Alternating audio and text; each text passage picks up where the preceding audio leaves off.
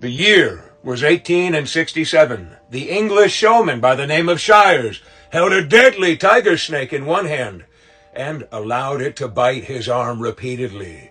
The people were horrified. One woman fainted. Children were crying. "You'll surely perish," they said, as he held up his arm and showed the bite wounds. "Hold on, everyone," Shires said.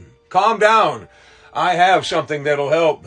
He reached down and brought forth his proprietary blend, his very own snake oil, in which he promised would heal him of this deadly calamity.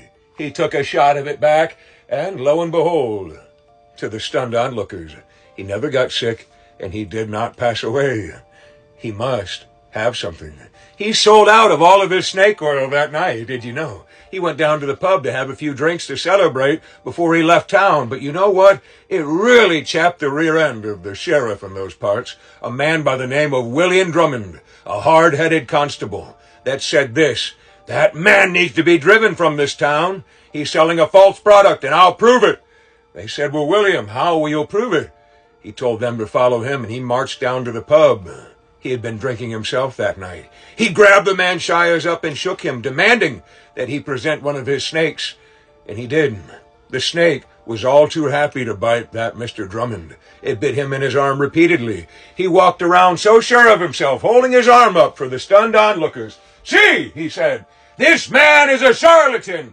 He needs to be driven from this." He began to get sick. Within 5 minutes, he was convulsing on the ground. Within 6, he was gone. The stunned onlookers were horrified at first by what had happened. They demanded that Shires be thrown in jail. He was.